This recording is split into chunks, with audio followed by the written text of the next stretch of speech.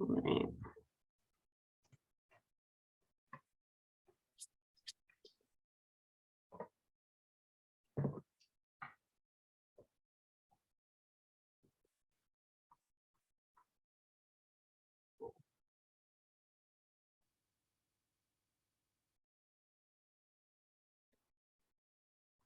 Okay, welcome everyone. Thank you for joining us today.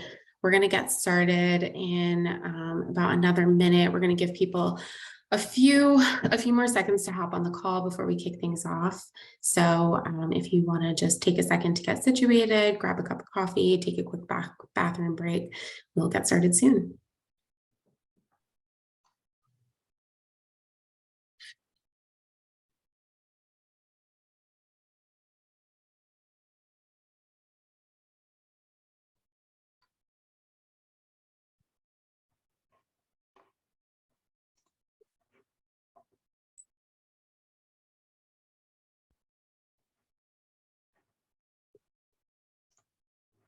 And we will be recording this meeting, so we'll send that final recording out to everyone at the end of either by the end of today or tomorrow. So don't worry about recording. We'll go ahead and send a final version out. I saw someone mention closed captioning. We do have a closed captioning option. You should see it at the bottom of your screen. There might be 3 dots there. And if you click more, it should allow you to enable closed captioning there.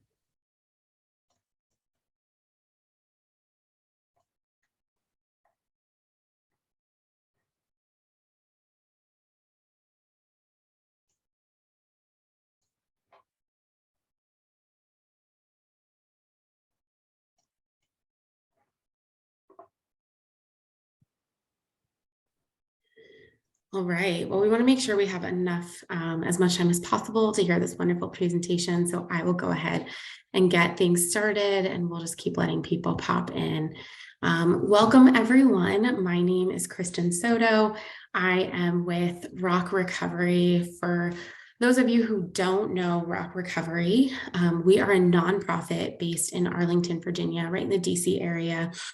And we offer outpatient, individual, and group therapy for those who are struggling with eating disorders. We also offer support groups and community education events and opportunities for professionals and community members to get more education and support around helping either loved ones who are struggling with an eating disorder or their clients. So we're really excited to have you joining us today.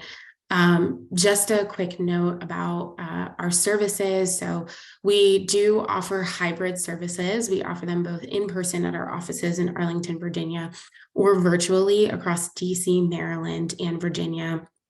We serve teens and adults ages 14 and up. All of our groups are weight inclusive and trauma informed, and we serve all genders through our services. So if you have any questions about what we do at Rock, you can feel free to drop a note in the chat. I'm listed as Kristen Soto, Rock Recovery. I'd also be happy to connect after this event. I can share my email.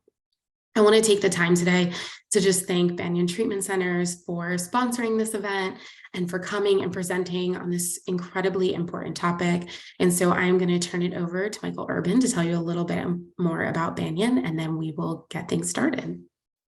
Thanks, Kristen. So my name is Mike Urban. I am the National Business and Clinical Development individual. I mess up my title, but whatever it is, I help develop military and veterans programming, both on the clinical and business side of things.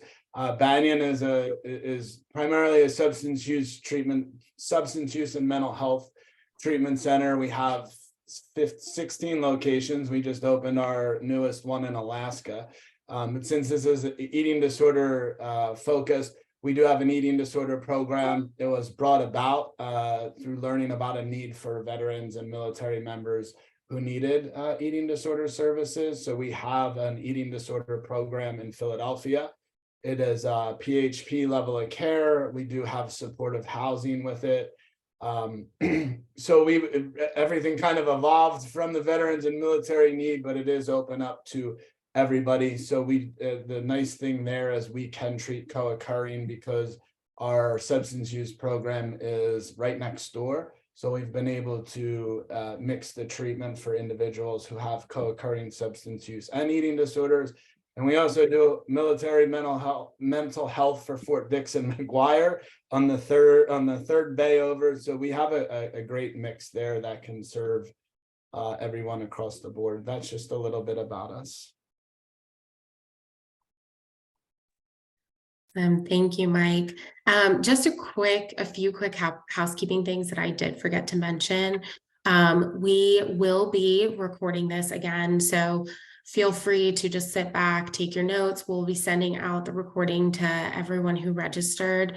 And then as far as questions, you can feel free to drop your questions in the chat throughout the training. We'll have time for Q&A after the presentation.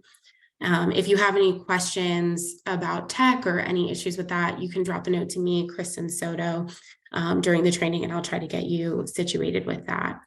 So now that we've gotten through housekeeping things, Rachel, I'm going to turn it over to you. Thank you so much. My name is Rachel Morales. I'm a licensed clinical social worker. I've been working with the VA for the past 6.5 years, working with eating disorders and high-risk veterans. And I'm really happy to be here today.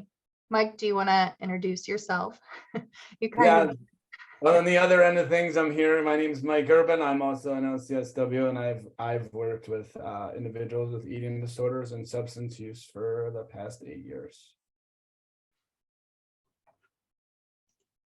All right, so we wanted to start with a land and labor acknowledgement.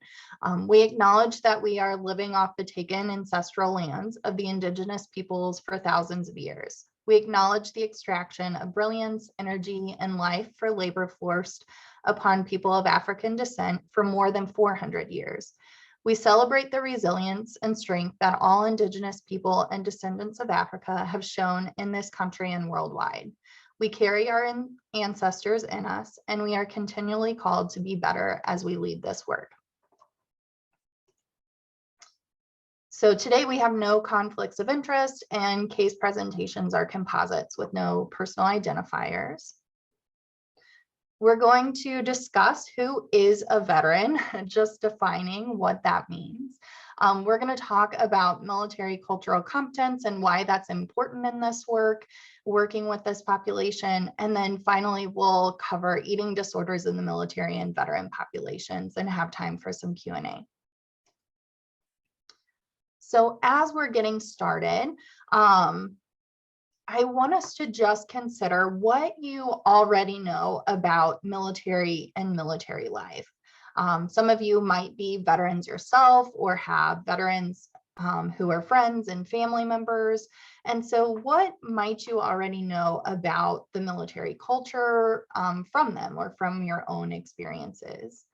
What are your feelings about the ongoing war efforts? What are your political beliefs? It said that war is an extension of politics by other means, and the personal is political. We want to consider how our own thoughts and feelings impact the treatment that we provide to veterans and their families, considering especially countertransference and blind spots. All of us have situations that might be triggering for us in different ways that could impact how we view or value a person or the family unit that we're working with.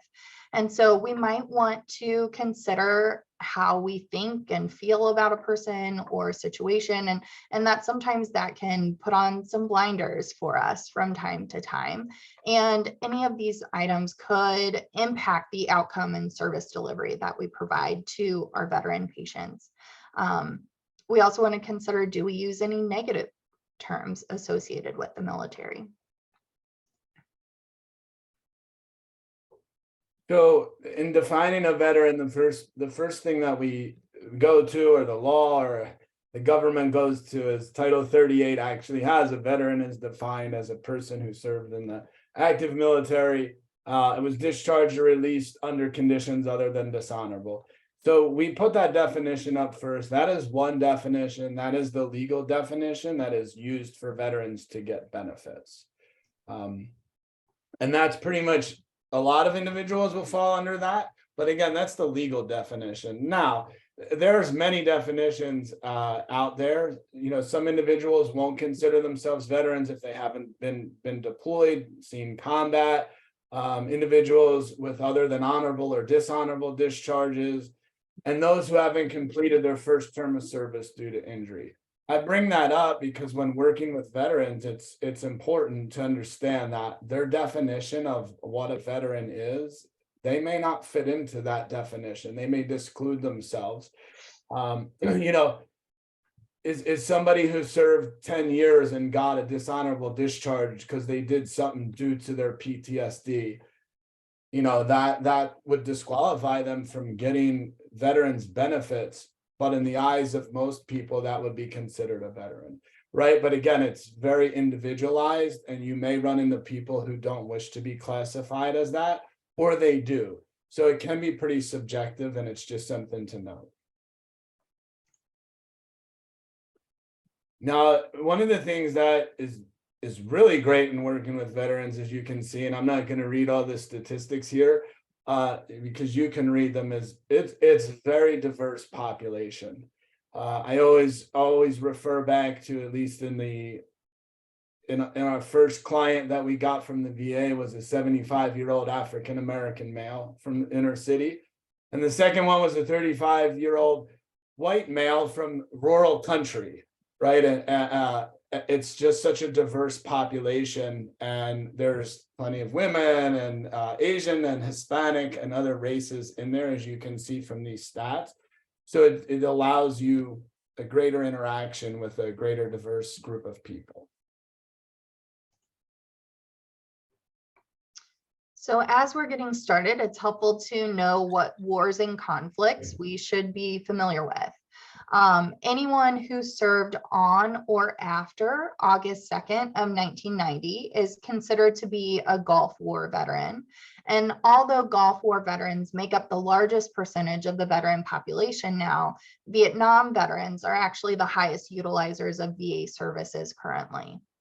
Anecdotally, post 9/11 veterans are still in school, working, or even still on their parents' insurance. So they have other means of insurance at this time, whereas Vietnam era veterans are retiring and maybe losing their primary insurance.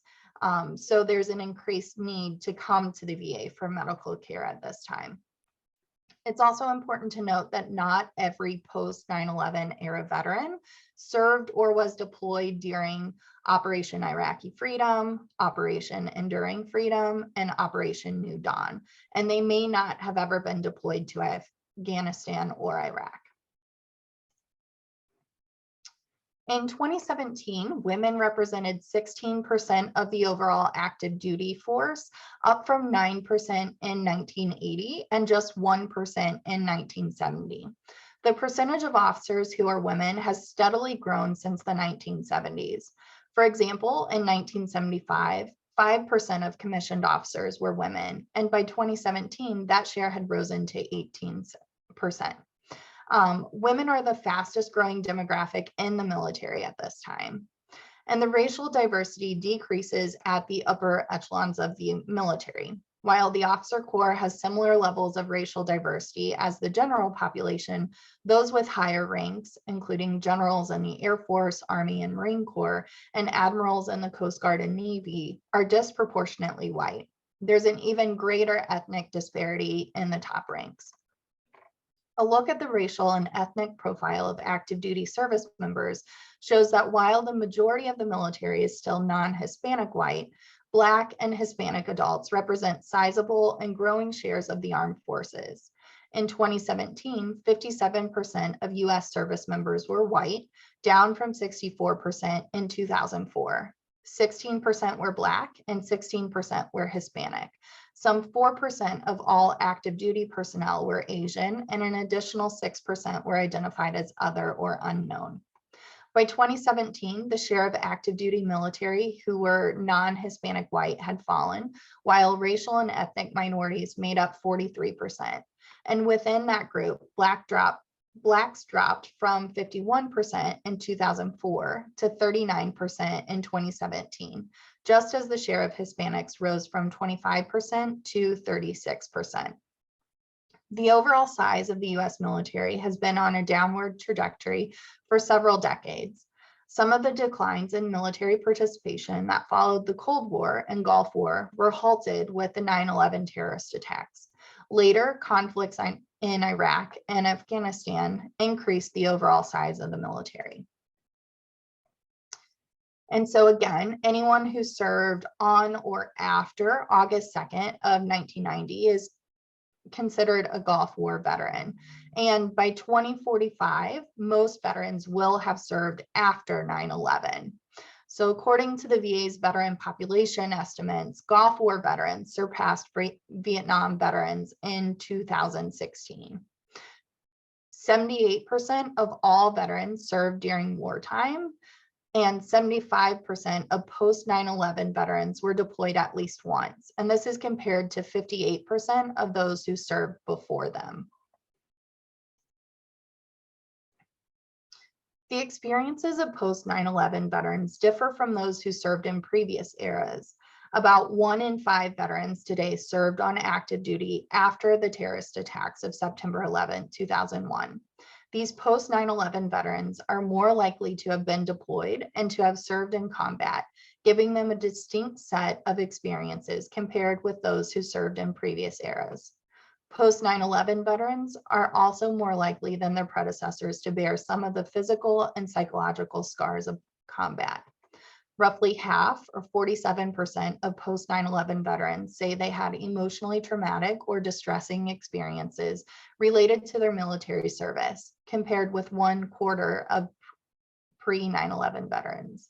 About a third, or 35%, of post 9/11 veterans say they sought professional help to deal with these experiences. And a similar share say that regardless of whether they have sought help, they think they have suffered from post-traumatic stress. And so this leads us into a conversation about military cultural competence. And the NASW, or National Association of Social Workers, defines culture as the integrated pattern of human behavior that includes thoughts, communications, actions, customs, beliefs, values, and institutions of a racial, ethnic, religious, or social group. And so we want to think about culture when we're thinking about the military and veteran populations, because our professional standards emphasize fostering culture awareness and cultural humility. We all have ethics and values, but they might differ from each other, and they might differ from the population that we're serving. It's important to recognize what our values are and how they might align or not align with the person in front of us as an individual, as well as within the military perspective. Self-awareness is always an ongoing process by which we want to identify these things for ourselves and be aware of when some of that conflict we may be experiencing is impacting the work that we're doing. Cross-cultural knowledge and skills is something that we want to continuously develop an understanding of, along with the history, traditions, values, family systems, and expressions of our veteran population. That cultural knowledge should help inform the approach, interactions, and techniques we have with our veterans, and that will ultimately benefit service delivery, empowerment, and advocacy. So we want to start by thinking about military core values. Each branch of the military has their own core values, and there's some similarities across the board, including duty, honor, selfless service, respect, and courage. And these values are instilled in you from day one of training. Military service is more than just an occupation, it's a lifestyle, an ideal that you embody and strive to achieve every day. This is instilled by creating a shared experience that bonds you through training, military life, and definitely through deployment or combat. Within the military, there's a mission first priority, and after the mission comes others, and then finally yourself. So that focus is always on teamwork. And this can be a significant shift for a lot of people when leaving civilian life and entering the military life. The training is hyper-focused on this aspect, and there's creative ways that it's instilled in service members along the way. Ultimately, this idea is really effective. If everyone has the mission as the priority, and we all have that understanding of our obligation or duty to each other, then I know that everyone else around me is looking out for me, and everyone knows that I'm looking out for them. And in that way, we're increasing our odds of first accomplishing the mission and hopefully all being able to go home safe and alive. So leaving the military can be a challenge for service members because they're quickly leaving that camaraderie, relationships, and even love for the people that they've served with. This can be a hard time for veterans and service members because they're having to deal with the idea of grief and loss, maybe even for the first time. The loss of relationships, the loss of purpose, the loss of identity. And we'll explore how this process of transition is one that oftentimes veterans are unprepared for, as they don't know how to process emotions very well, because while in the military, there is not a lot of room for these emotions to exist. All of these emotions were present, as all humans experience emotions, but they were considered to be weaknesses or vulnerabilities to be pushed away. So as we're talking about this, some things to consider are that the military is more than just an occupation, it's a lifestyle. And a recruit's military identity starts from day one. There's a shared experience. They live and train as one. The focus is on the mission, and the mission comes first. And then there's a hierarchy of power or chain of command that drives everything. When entering the military, this is really a cultural immersion experience. There's intense, prolonged reconditioning of the whole person, an extreme assimilation of sorts. There's a distinct uniform and insignia. Their outward appearance is controlled, discipline, the code of conduct, and respect for hierarchy or the chain of command. So within that, the mission and team come first. Everything the military is trained at or in is oriented towards this mission success. They also put the lives of their comrades before their own. And again, that goal becomes making sure that my friends come back. And if that's their goal, then that increases my odds of coming back home alive as well. The daily routine and schedule is geared towards mission readiness. So they train and train and train, and they're on highly regimented schedules. They wake up at 5, do some PT, shower, eat, report to their work area, rinse, repeat. And this also emphasizes things such as attention to detail, like their uniforms, their barracks and living quarters, and it's all very prescribed. Military training emphasizes the hypermasculinity. Warfare used to be a rite of passage in a lot of cultures and civilizations. So it used to be hand to hand, very physical with weapons, maybe a shield, and strength, aggression, and speed were valued characteristics. And in ancient warfare, they may have dictated your success. Now warfare has changed. It's at a distance, staring down some sights at a target 50 yards to another continent away from you. However, training hasn't changed, even though the demands of warfare have changed. And why is this? Psychologically, when in a life or death situation, they want you to be able to master the fight or flight response. They don't want you to run away. That won't accomplish the mission. And they don't want you to freeze. That would put yourself and everyone else at risk. They want you to be able to fight, but to be able to fight smart and avoid that fog of war.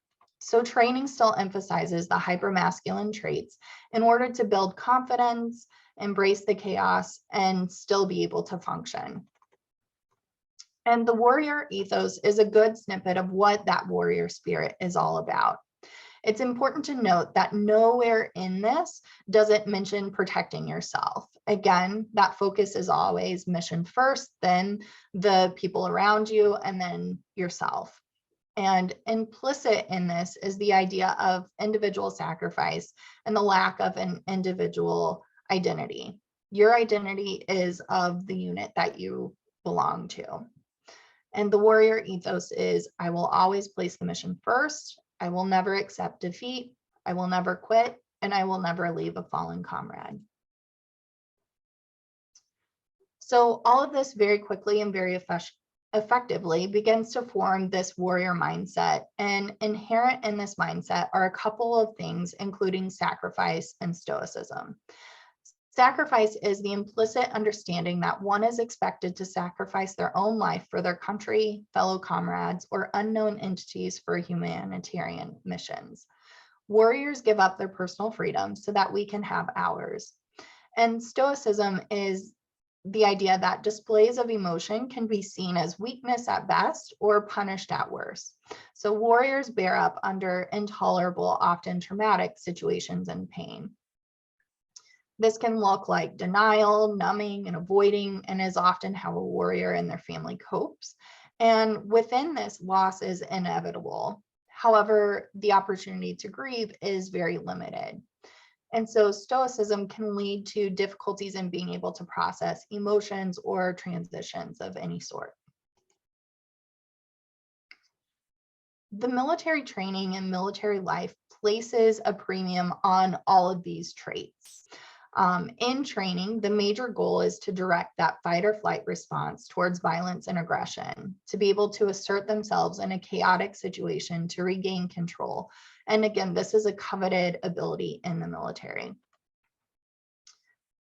The idea of, oh, go ahead, Mike. No, I was just gonna jump in and add, I know that sometimes when people sit and listen to this from the outside perspective, it sounds like we're creating robots or very robotic behavior. And in some ways there is definitely an instant response, and the response is to react to what's in front of you as opposed to react to your emotion.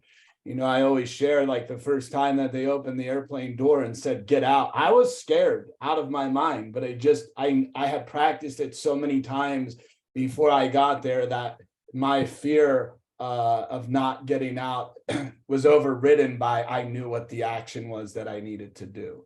And it's and if I can impart anything, it's not that we as soldiers or military service members don't feel anything. We just become trained to override what we feel and push it down, which it serves a purpose, and we'll get to that purpose.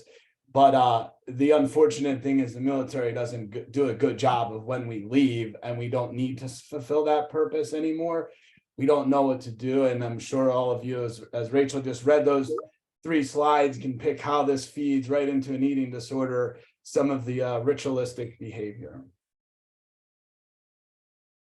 Yeah, thank you, Mike. So with that, kind of working through these different characteristics, to us, hypervigilance is problematic. But within the military context, it's also viewed as being good with attention to detail. And so that could look like being able to shine your shoes, make your bed, iron and wear your uniform, or care for your equipment in the correct ways. And that leads to being able to notice your environment, where people are placing their hands and their eyes. And so this ability to take in a lot of information quickly and make judgment calls, possibly even responding with force, is something that can keep you alive in the moment. Within the military, it's important to be able to repress emotions, including fear, compassion, and guilt. This results in emotional numbing. You can't selectively numb yourself to just certain emotions. It results in numbing to all emotions. But that ability to repress fear, compassion, and/or guilt is functional and can keep you alive in the moment. But we know that it can also cause problems over time. There's also a strict expectation for obedience and respect for rank, the hierarchy of rank, and the top-down nature of communication and conformity. There's also no room for individuality within the military. All or nothing thinking refers to the idea that you're either 100% or 0% successful at something. There's no middle ground. You either completed the mission or you didn't. There's no varying degrees of success. And often that emphasis is made in all aspects of military life, not just mission success, but also individual performance. And again, this serves a function in the military. You'll do all that you can to make sure that you're trained to know your job, your equipment, and that you're physically fit. And do everything in your control to make sure that you're 100% competent and successful in your role, as that's ultimately what leads to a greater likelihood of that mission success. And while this might sound harsh, we can oftentimes get on board with some of these things, but maybe not all of them. This is all normalized within the military context. As you're going through this, you're not alone. You're going through this transformation with a group of peers and basic training, and you're learning to conform to this mindset together. Those who don't conform to this mindset and hold on to some of that individuality are actually the ones who don't fit in and may attract negative attention. For the military to exist and to be successful, all of these traits and characteristics of the warrior mindset are necessary. However, it can make the transition in life after the military challenging. It's not like a switch that you get to flip on and off. And in the context of eating disorders, this can look like needing to work on identifying emotions, to be able to separate emotions from thoughts, to allow themselves to feel and express those emotions for what they are, rather than just anger, for example. It also means that when it comes to body image and beliefs about weight and shape, there may need to be a more explicit conversation about self-compassion and not taking an all or nothing approach to views on weight, as well as success and failure in treatment. So with the communication within the military is, I mean, pretty much direct and to the point. You don't have time to get into some esoteric conversation about how the task needs to be done, and everything. They love acronyms. You see SITREP, LACE, and again, emphasis on details and little room to ask why. And the language is either pass or fail, go or no go. There's no in between. There's no like, oh, well, you're here. You either passed the assignment or you failed. And I bring this up because this is great for us as clinicians and working with veterans or active duty service members. They're used to the directness. They're used to you being direct, getting to the point and not having to go around it. That's why I find using ACT a lot with my veteran population, because it has that little part of directiveness to it, and still leaves and teaches them to think on their own. I get a lot of good responses when I use some of that approaches. But then going back to the communication, it's the one cadence of what makes the grass grow, and it's blood, blood, blood. Everything is, violence, war, and sharing in that. So it's pretty much, if anything, the communication within the military structure itself is very direct and to the point. It should leave no questions as to what's being asked of you. So again, in therapy, sometimes it's, especially if someone's been in for 20 years, the veterans that we hire that have been in the military for 20 years are like, how come some people take so long to get to the point of what they're saying? And I find that in working with them in therapy too, if you're direct, a lot of veterans do appreciate that, because that's the communication they had learned early on.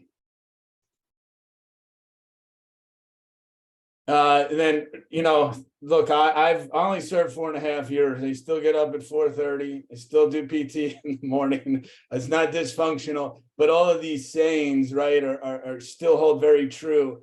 Early's on time and on time is late. The one that if the Army wanted you to have it, it would have issued you one. Pain as weakness leaving the body, a lot of the hyper masculine sayings, but again, they serve a purpose. They keep the people oriented towards mission first, teamwork, and not individualistic. So we can consider the role of shame and stigma within this context. And that this can present as possible barriers to getting help. Within the military, oftentimes there's that sense of it being the good old boys club. Either you've got the right stuff or you don't. And shame is often used to toughen the warrior. Your identity is reformed in the face of shame. So there's the bond over a common adversary, the idea of embracing the suck. You're only as tough as your weakest link. And then the fear of losing face, honor, prestige, status, or respect for yourself. Oftentimes, service members have this sense of death over the loss of honor. And so as we're considering this, what similarities and differences do you see between military culture and eating disorder treatment? The ideas of individual freedom and self-determination versus that mission first mentality, self-care and self-compassion versus a suck it up mentality. And so this idea of taking care of yourself makes sense to us as mental health and medical providers, but it can be foreign to service members and veterans due to that warrior mindset. And so this leads us to some general clinical considerations and presentations of military service members and veterans. First of all, oftentimes ambivalence is high. So these are some ways to work with that clinically. Cognitive distortions are common. There's often poor coping skills and a lack of social outlets and support. This can look like poor family relationships, a lack of trust in civilians, and even a lack of trust in the VA system, which can even be triggering for some veterans. We can also consider non-death losses, such as the loss of lifestyle, the loss of limbs, the loss of camaraderie, the loss of dreams, morale, beliefs. There can be delayed grief due to that mission first mentality, survival's guilt, non-combat losses, resentment towards civilians or their family. And there can be learned behaviors and thought patterns that also impact eating disorders. We'll talk about that more later. 20 to 25% of service members returning from Iraq or Afghanistan reported varying degrees of the following: emotional numbness, chronic pain, sleep difficulty, hypervigilance, cognitive difficulties, low frustration tolerance, avoidance or loneliness, avoidance behaviors, risk-taking behaviors, and fatigue. So if the language we use impacts and reflects our thoughts, then we're able to see distinct patterns start to form around that. And the military reinforces the endurance of pain or hardship without the display of feelings or without complaint. We cannot train a military to be tough and soft. So when do service members learn that it's okay, again, to start talking about their experiences, problems, and emotions? And this leads us to transitional stress and prevalent issues around this time as someone is leaving active duty and going into retirement or veteran status. What is a transition? Transition psychology originated from work on bereavement, family crisis, and depression, and meanings of transition look different across all people. Transitions can trigger change in our thoughts, our emotions, our behaviors. And on this chart, you can see that transitions can take a number of different paths. They can be positive experiences, starting with excitement, something that you're looking forward to, or it can be a transition that was unwanted or unexpected. And then we can see that over time, throughout this process, there can be different endpoints, either finding new confidence and recovery to kind of quitting or giving up along the way with that transition. So I think to illustrate this, I'll start with, one of the biggest mistakes I see clinicians make when they work with veterans is assume that they have trauma, and the trauma is related to being in the military.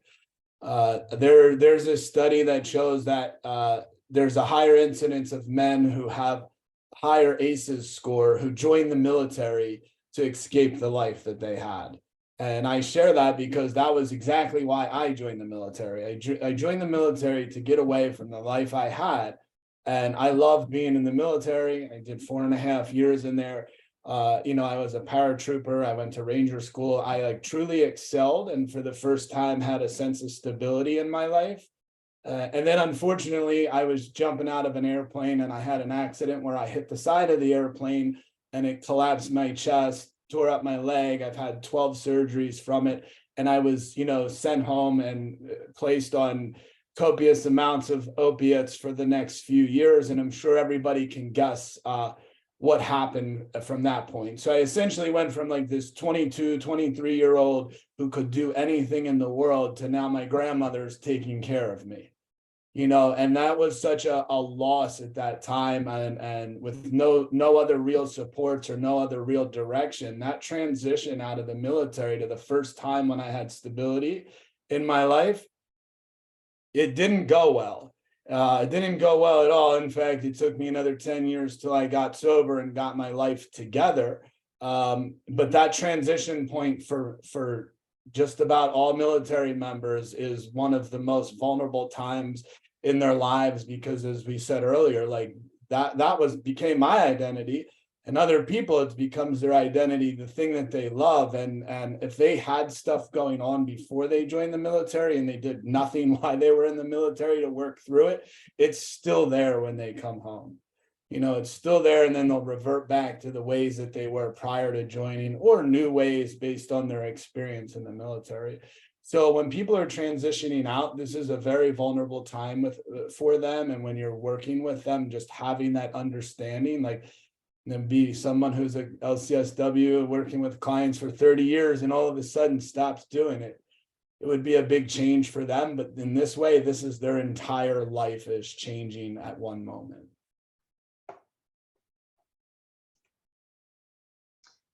So here's some components of the military that start to form service members' identity versus civilian life. In the military, there's the core values and beliefs, a language that's heavy on values and accountability. It's very directive, that focus on unit cohesion, not individuality. Everyone has their military occupational specialty, their MOS or their job in the military. That's very rigid and defined. There's deployment experiences and family back home. Whereas on the civilian side, they no longer have the structure and organization to govern their day. Life decision-making processes can be very overwhelming. There can be separation anxiety, a lack of knowledge of available resources, and then the loss of friends and family, and that support system of those with similar experiences.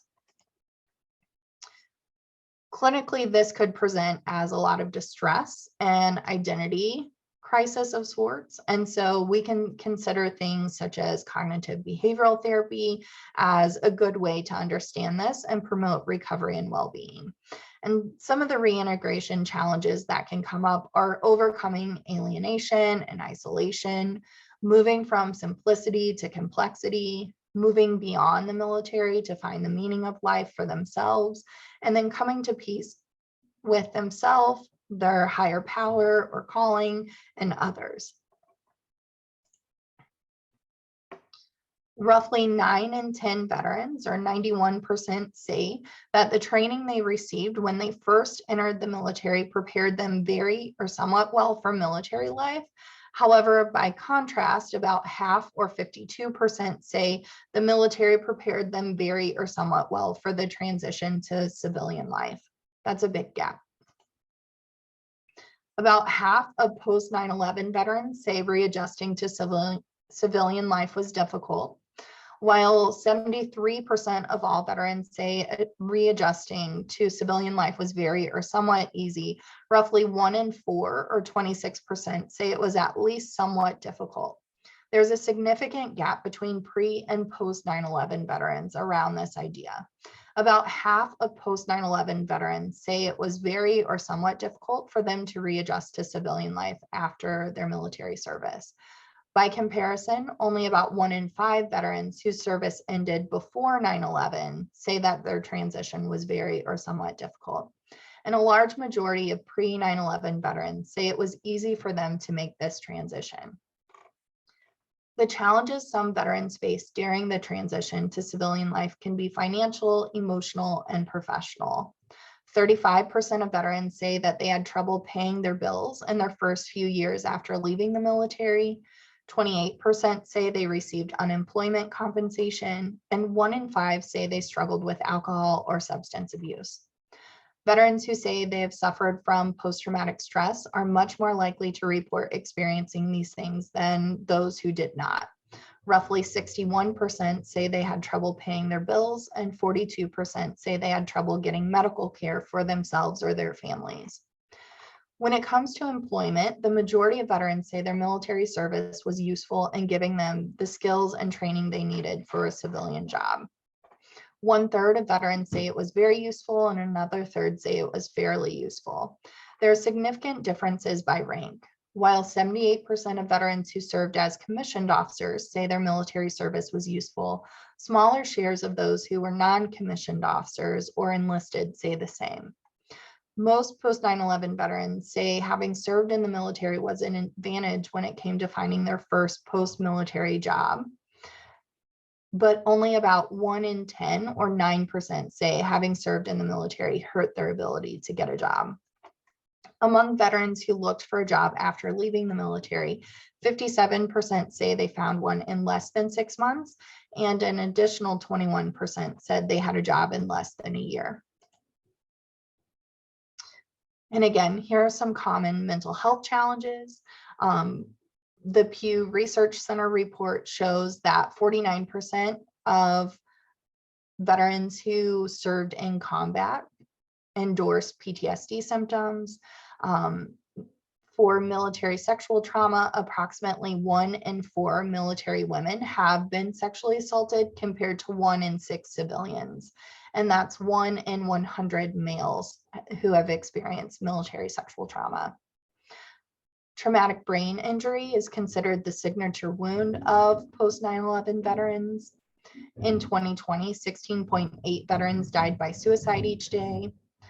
Veterans are overrepresented among the homeless population, and 64 to 84% of combat veterans reported having substance use related problems. One thing just to note too is on the number for MST, if you look at the number of men compared to women in the service, that's a significant number of men. And I just point that out because that is another thing that gets missed often with clinicians is discussing not with their male veterans. Do you have military sexual trauma? Because, 1 in 100 is a lot, 1 in anything is a lot. Is too many, but just as a note to keep that in mind, we keep data on that at Banyan, and the number of men who have had MST in the military shocks a lot of people when I actually give them the numbers. So we couldn't have a presentation about veterans and eating disorders without discussing suicide. Eating disorders are associated with an increased risk for suicidal ideation, suicide attempts, and death by suicide.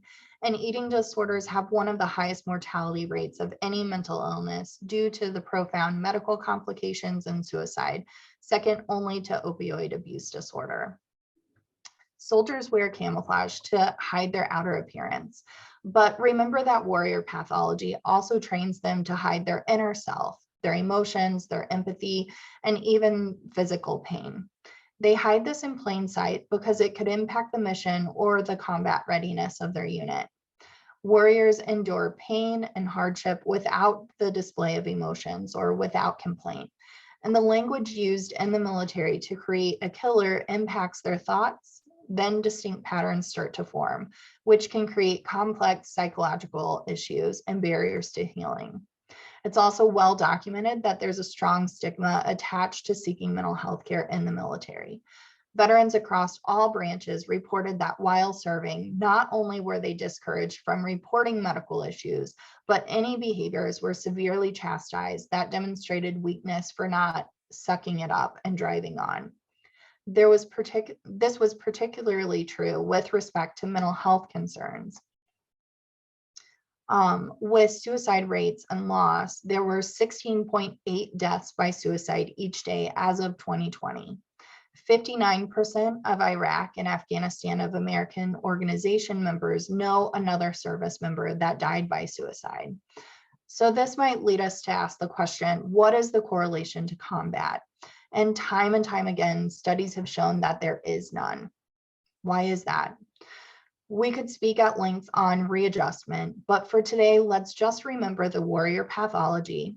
Service members are not afraid of dying, but they are afraid to ask for help. And as a society, we're conditioned to believe that they're strong and aren't sure if or how they need our help. To heal, service members and veterans need to reconnect. Some might need a sense of purpose again in their family roles or in their community, and they need to find their ability to empathize, to ask for help and accept help, and even allow themselves to be comforted. Some may even need to find their will to live. In 2020, there were 6,146 veteran suicides. Again, that's an average of 16.8 deaths per day. From 2001 through 2018, the number of veteran suicides increased an average by 47 deaths per year. From 2019 to 2020, there were consecutive reductions of 307 and 343 suicides, respectively, an unprecedented decrease since 2001. 2020 had the lowest number of veteran suicides since 2006. In 2020, suicide was the 13th leading cause of death among veterans overall, and it was the second leading cause of death among veterans under age 45. From 2018 to 2020, adjusted rates for veterans fell by 9.7%. By comparison, the adjusted rates for non-veteran US adults fell by 5.5%. And so this leads us to the moment we've all been waiting for, eating disorders in the veteran population. It's estimated that 30 million Americans suffer from eating disorders, and data suggests that rates of eating disorders in veterans are comparable to or higher than those in civilians. Up to 80% of service members report disordered eating, and 26%, there's been a 26% increase in eating disorder diagnoses among military personnel from 2013 to 2016. 16% of female veterans are affected by eating disorders, and veterans experience bulimia nervosa at 3 times the rate of civilians. In a 2013 national sample of weight loss seeking veterans at the VA, 78.2% reported regular binge eating. The binge eating was clinically significant at 2 or more times per week, and veterans endorsed binge eating were more likely to report a higher BMI, depression, anxiety, and type 2 diabetes. And in this study, men were more likely to endorse binge eating than women. In a 2018 study, binge eating was commonly reported by women veterans in primary care settings. 35.8% endorsed objective binge episodes, and 29.5% endorsed subjective binge episodes. That's 2/3 of all women seen in this study in a primary care setting endorsing binge eating. In a 2021 study of OIF veterans, approximately 1/3 of women and 1/5 of men reported symptoms consistent with a DSM-5 eating disorder.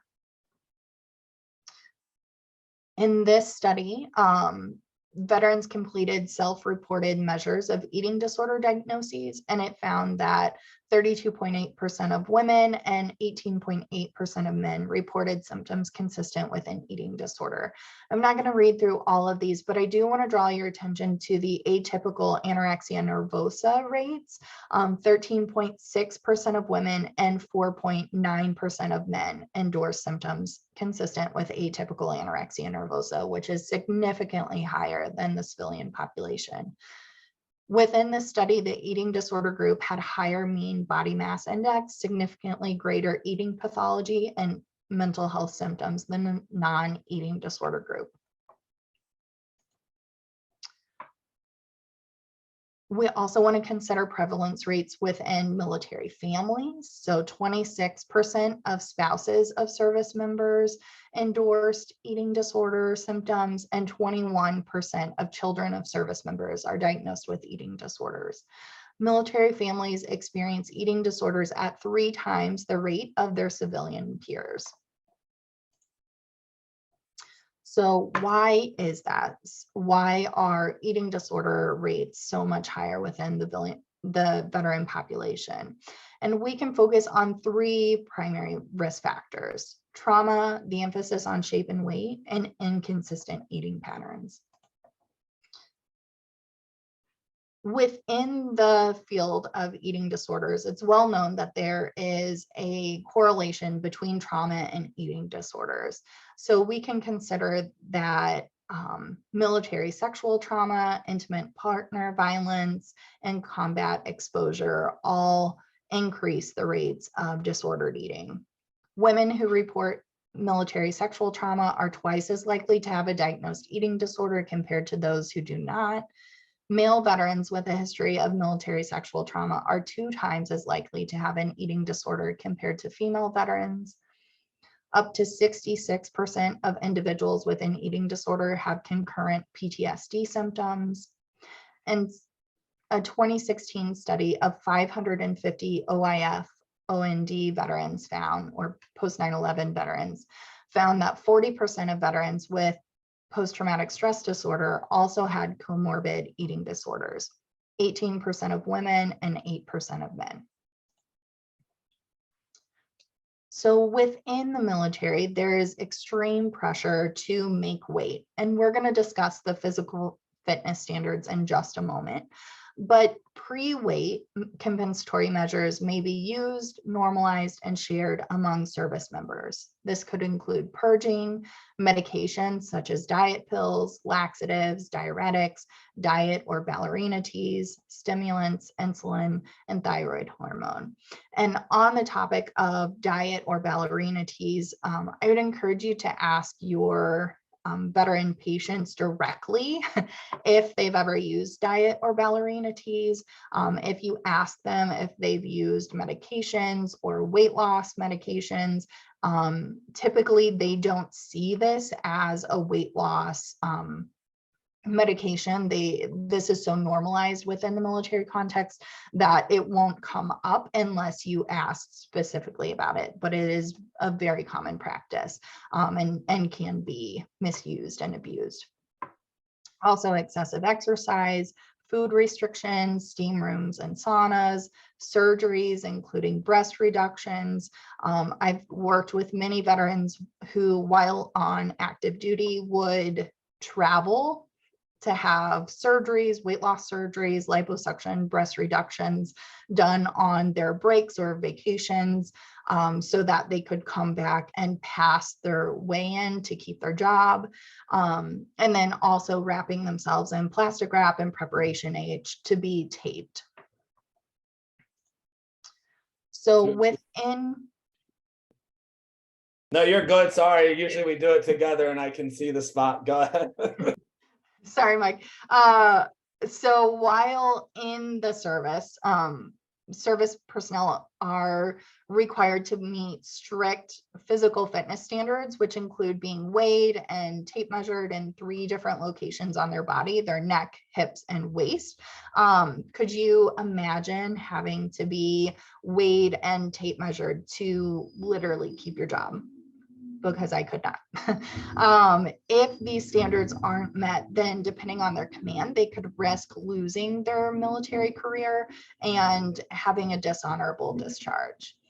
So the impact of having to meet these requirements can be influenced by whether someone had to lose weight initially to get into the military, their length of time in service, the impact of pregnancy and postpartum recovery for women and mothers, the command's approach to someone not meeting these standards. Is it supportive versus being very punitive?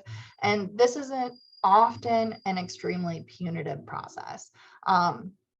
When someone doesn't meet these standards, and it can require them to meet with a registered dietitian, again, that can take on a very negative connotation for veterans. So if you're making a referral to a dietitian or discussing working with a dietitian, it's helpful to ask veterans if they've worked with a dietitian before and what that experience was like for them. And then also knowing that I've worked with several female veterans who were deployed for weight loss. And that was explicitly stated as the reason for them being deployed to combat zones, because they weren't losing the baby weight fast enough postpartum.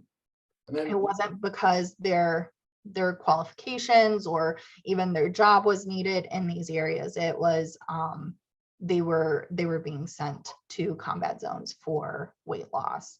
And so these strict physical fitness standards can often lead active duty service members to use unhealthy methods to attempt to control their shape and weight. And veterans who engaged in efforts to make weight while in the military are at a higher risk of engaging in disordered eating behaviors after their service has ended. And then just to put it into perspective, I always share like my experience in the military was I was always overweight, like no matter what, and it's not, as Rachel said, it's not like this simple thing. Like you literally get in line with everybody in your unit, which could be 90 people. They bring a scale out and you walk on the scale. And if you're overweight, you get pulled to the side. You have to take your shirt off in front of everybody. They tape you, and then if you don't meet the taping standards, then you get moved over into another group, the fat platoon or whatever wonderful name they have for it. And I never developed an eating disorder, but I did have self-consciousness about, the fact that how come every time I came up, I'd have to get pulled aside and taped. I'm like, I run 2 miles in 10 minutes. Like, what's the problem here?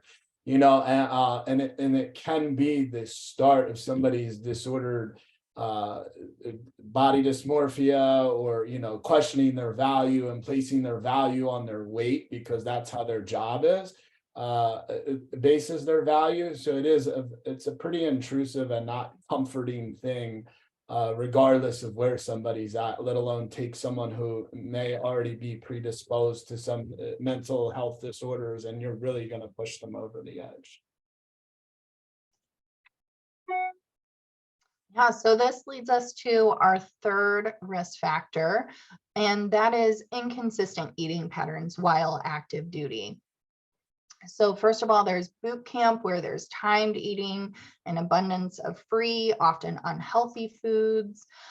In deployment, there can be an irregular schedule, so eating as much as you can, when you can, using sweet foods to boost your energy rapidly to keep you going, and then the reduced reward value of other foods. Often it's unpalatable, doing rote activity to survive, and eating too fast to taste.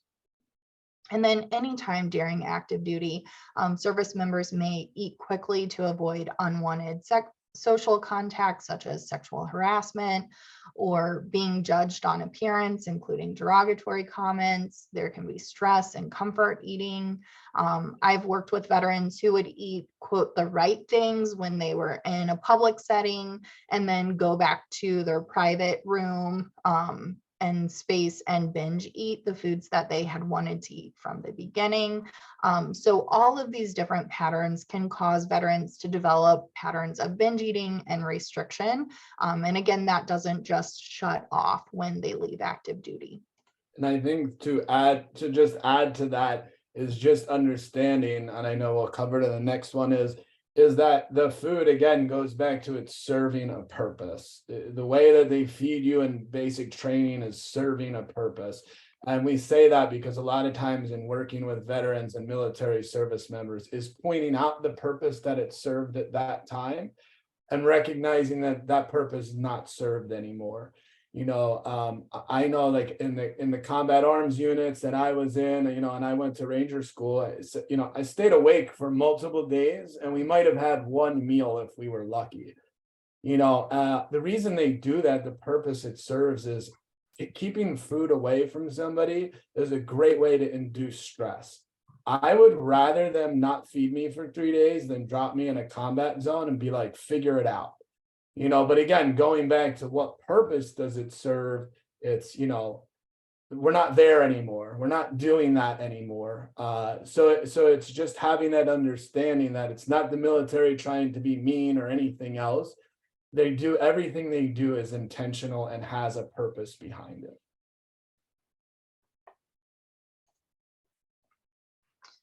So we can consider potential impacts of transitioning out of the military on eating. There can be changes in levels of exercise that can impact one's weight and lead to new or increased efforts to lose or maintain weight.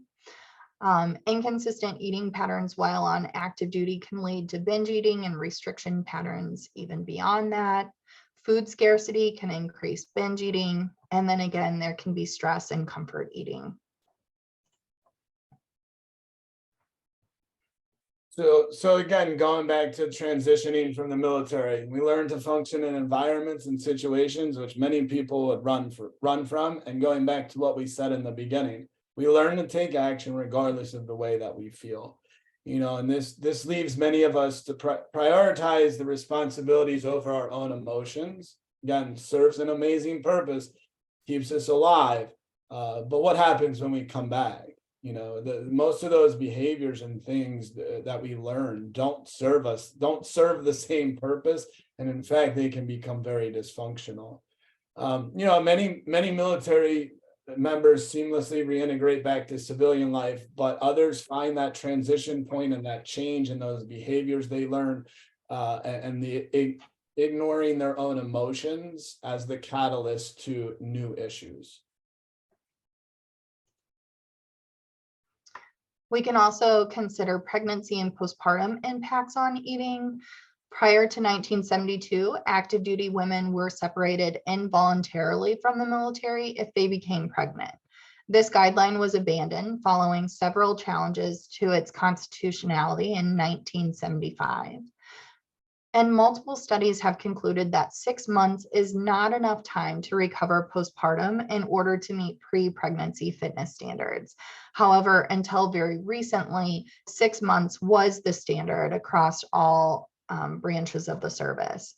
As of March 19, 2021, the Army changed their policy to allow 365 days instead of 180 days for postpartum soldiers to meet body fat standards. And the pressure to lose weight postpartum can further increase efforts to lose weight through disordered eating when desired results are not achieved fast enough. Women are often forced to choose between breastfeeding or efforts to lose weight to meet physical fitness standards. Now that we've established that veterans are a culturally unique population, let's take a look at how we can best care for their unique needs. So we can begin by asking them about their service. What branch did they serve in, for how long, what motivated them to join? We can empathize with their experience, include them in the process of treatment, emphasize their strengths, abilities, and resilience. We can work collaboratively with the VA and other veteran service organizations and be authentic in our approach.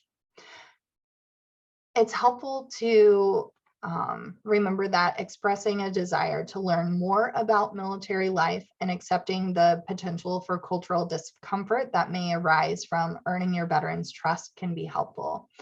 We want to create a space that's empowering, and also remember that veterans' benefits are complex and require expert assistance in identifying and securing benefits for veterans and their family members.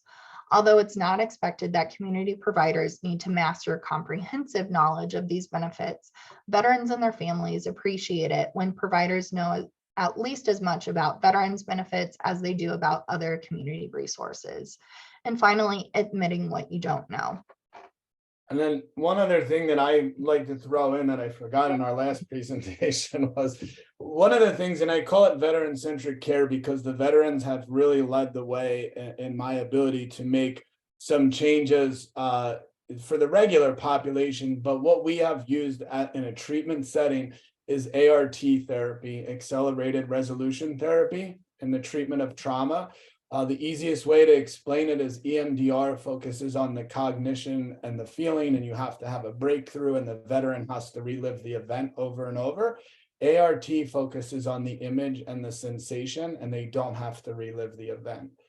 I came about using this because I had hired a Vietnam veteran who was a retired Philadelphia homicide detective, and in his third career as an LPC, and all the veterans would always refer to him as Dr. Voodoo, and they'd be like, "Hey, I went in and met with him, and in an hour, I got more relief than I did with EMDR." So when I joined Banyan, I had brought that with me, and now we have like 86 clinicians. We have trained some of the VA clinicians as well. It is evidence-based. Everything's done at DC.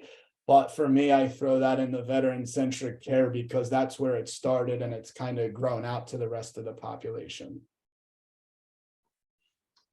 It's also helpful to understand that members of the veteran community show up with not singular identities, but with intersecting and overlapping characteristics, the weight of which impacts and compounds many of the factors that we should proactively be seeking to address. So we want to create a space that's non-judgmental, admit what we don't know, and allow the veteran to guide the journey. Remembering that we discussed earlier how diverse the veteran population actually is. So your role as a provider to veteran service members and their families, we want to build a therapeutic alliance, rapport, and trust, enhance motivation for whatever their goals might be, whether it's treatment, behavioral changes, future planning, problem solving. We want to collect information to help inform our case conceptualization of the situation and help collaborate on a treatment plan. What parts of this veteran's identity might be influencing their thoughts, beliefs, and emotions and behaviors? And how do we find this out? Knowing the language is also helpful. Being able to ask, what was your MOS in the military? That means, what was your job? Where was your duty station? And having a basic understanding of the conflicts. When a person was deployed in a conflict may have a lot of hidden information there. What time frame were you in Vietnam? How long were you deployed to OIF, which is Operation Iraqi Freedom? What part of the country were you in? Understanding and validating how military service members could be experiencing their thoughts, beliefs, and decisions now. So in what ways do you think that experience is still affecting you now? It sounds like accountability was really important in the military. Is there a chance that you feel like you're not meeting the standards you have for yourself? Maybe that's adding to some of the negative feelings that you have now. We can help enhance motivation by asking questions such as, well, now that we think that that's maybe what's happening, what are some things you feel confident that you can do to address this situation? We can also help them build on past successes. What has worked in the past for similar situations, and how have you solved problems in the past? So this brings us to a conversation about resources. First of all, how to apply for VA healthcare. Again, this is VA eligibility is complicated to talk about, but the process of actually applying hopefully is made pretty easy. There's a toll-free hotline number listed here, and the hotline is able to assist with discussing eligibility and completing application for health benefits. There's the website, and then veterans can also apply in person at their local VA medical center. When they go, they should bring military discharge papers, their social security card, gross household income, and deductible expenses for the past year. It's also important to note that there is a discharge upgrade process. So we can think about different reasons why somebody might receive a dishonorable or other than honorable discharge. We can think back to don't ask, don't tell policies and service members being discharged under that. That policy has changed, thankfully. So there are options to upgrade some of those discharges. And that is a process that the VA can help advise veterans in. There's also challenges to veterans accessing eating disorder treatment that's important to knowledge.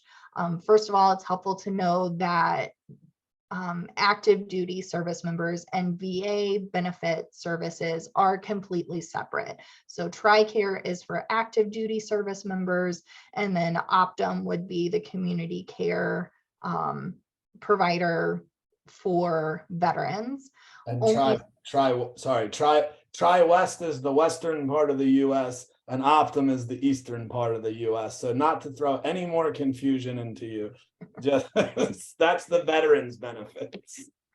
Yes, and only 35% of eating disorder treatment centers across the country accept TRICARE, and even less providers are in the Optum network. So only very few cover active duty service members and even less cover veterans. And TRICARE currently does not cover expenses for dietitian services related to eating disorder treatment. So active duty is not covered for dietitian services at this time. Some good news, the SERVE Act was passed in fiscal year 2022 as part of the National Defense Authorization Act. And this act allows military families to receive residential eating disorder treatment up to age 65. Previously, those treatments were capped at age 20. And this also requires the Department of Defense to identify, treat, and care for service members who are affected by eating disorders. The DoD must also create criteria and guidelines to identify and treat eating disorders. So this is still very new, and hopefully more guidance will be coming out, more changes because of this. But this is good news for active duty side of things. And then the Compact Act is something else that all community mental health providers should be aware of. The Compact Act just went live in January 2023, and this states that the VA will provide, pay for, and reimburse for emergent suicide care for eligible individuals at VA medical facilities and non-department facilities. So what this means is that if a veteran is in a suicidal crisis, needs emergency suicide care, then the VA will cover that care regardless of whether the veteran is connected to the VA or not at that point. So the veteran doesn't have to be connected to the VA to be eligible for this benefit. The community care hotline is listed here. If you take away one thing from this presentation, please write down that number. If you see someone under this guidance, then you call that number. That's how you initiate payment and get the veteran connected. So the emergent suicide care includes inpatient or crisis residential care for no more than 30 days, and then outpatient medical and mental health care for no more than 90 days. And then if the individual remains in acute suicidal crisis, extensions may be provided. And each new crisis is a new episode of eligibility.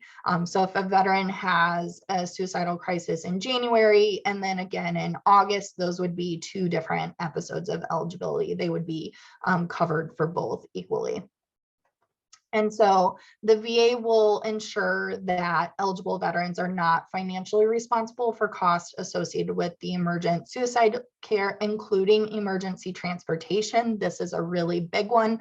Previously, veterans who were being hospitalized had to pay for the ambulance service, but now that is covered as well.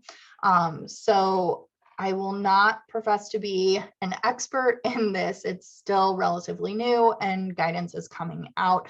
But it is important to know that if you're seeing a veteran and they are experiencing an acute suicidal crisis, please see them, call the hotline, and they will be covered for that care. And then, whether that care is provided through the VA or they continue to receive care through your community, through the community provider, the VA will attempt to keep them in care and to continue serving their needs. All right, so this brings us to the Veterans Crisis Line. Hopefully everyone is aware of the National Crisis Line 988. The Veterans Crisis Line is the ability to speak to trained professionals familiar with veterans, and the Veterans Crisis Line can also help connect veterans to veterans benefits, to the VA for services. And so there's also the option to chat or text with the Veterans Crisis Line. I think that's a neat resource as well. So 988, press 1. I encourage you to use this for all of your patients, and then especially for your veteran patients around safety planning.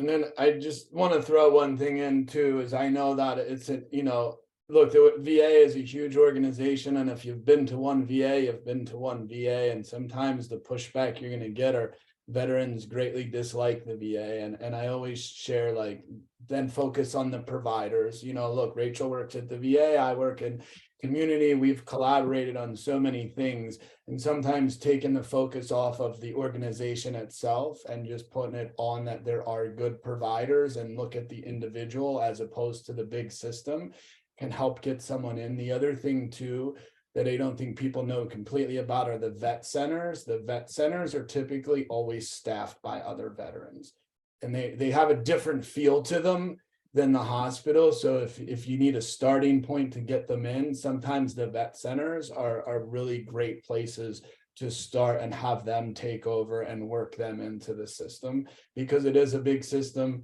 I've been using it for 20 years and I consistently find a new role each time I go there.